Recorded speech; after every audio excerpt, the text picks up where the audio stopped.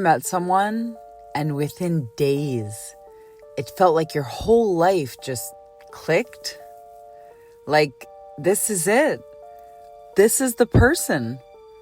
Yeah, I thought that too. I didn't understand it at all when I was in it. And not understanding it cost me. At the time, I had started a bed and breakfast out of my home in Costa Rica. I posted about it online, and he saw it.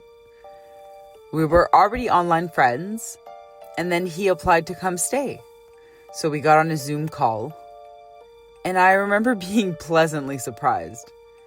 He was completely my type. And we had this really good conversation about why he needed a break from his sanctuary after hustling for over 8 years.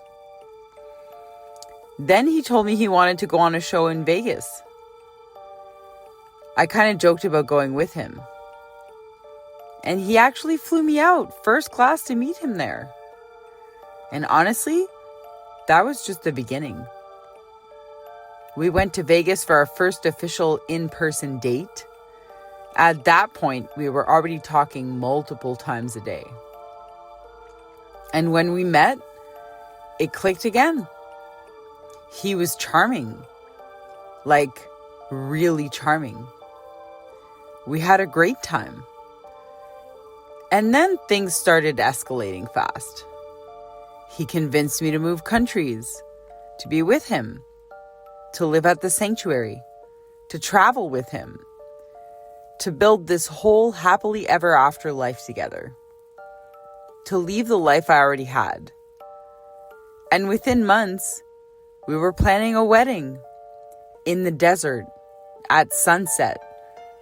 He proposed in Vancouver while I was visiting my sister. And the crazy part is, it didn't feel fast. People don't understand.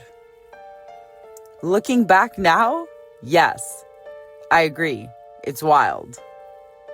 But in the moment, it felt like, oh my God, finally. This is what I've been waiting for. This is why everything before didn't work. Now it all makes sense. I genuinely thought it was real, that it was meant to be, that it was a dream come true. But then, little things started happening. Not always huge things at first, just small moments that didn't sit right. I would hear him criticize his ex, or say demeaning things about people in a way that went completely against the nonviolent communication work that I've done. And I felt it. Something was off. But I talked myself out of it. Maybe I'm overthinking. Maybe I'm too sensitive. Maybe I just don't understand him yet. And now, looking back, I see it so clearly. He spends when it benefits how he feels or looks, and he disengages when it requires empathy. That was the pattern. He could splurge on trips, hotels, big gestures, experiences that looked impressive. But when it came to basic fairness, basic decency, basic empathy, suddenly everything had a price.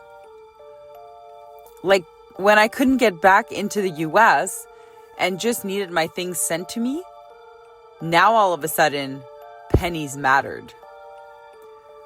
Or when he bought a mattress for his dog for one night and then threw it out the next day like trash. And I remember thinking, do you realize how many people could have used that? A shelter, someone in need, anyone. I even called places to get someone to pick it up. And he mocked me. That's when it hit me. I thought he was generous, but it wasn't generosity.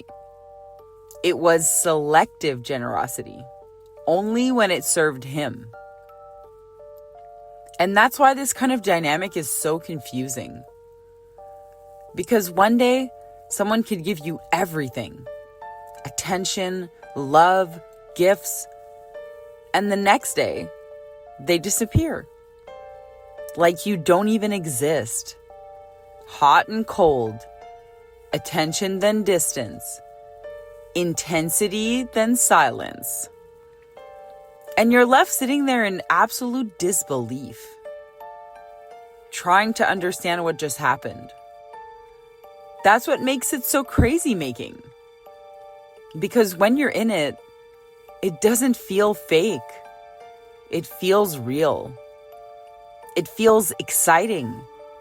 It feels like finally being chosen, finally being seen, finally being loved the way you always wanted to be loved.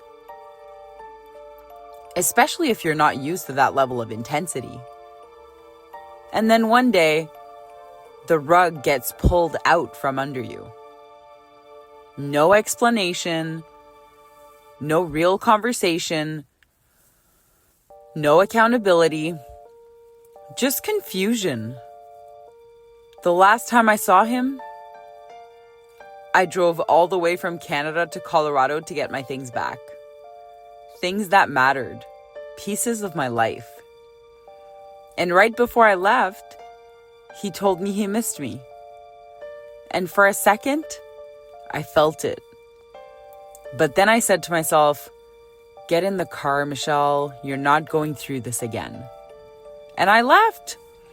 I drove 3 days back home. And honestly, the hardest part isn't just walking away. It's realizing what you thought was real wasn't. And that you got played and didn't even see it. So if you're in something like this, if someone has you feeling confused, destabilized, constantly trying to make sense of their behavior, slow it down. When it starts with that "this is it" feeling, and then suddenly turns into "what just happened?" Slow it down. Because anything real won't disappear just because you didn't rush into it. So why rush? Be kind to yourself, be strong for yourself, and be true to yourself.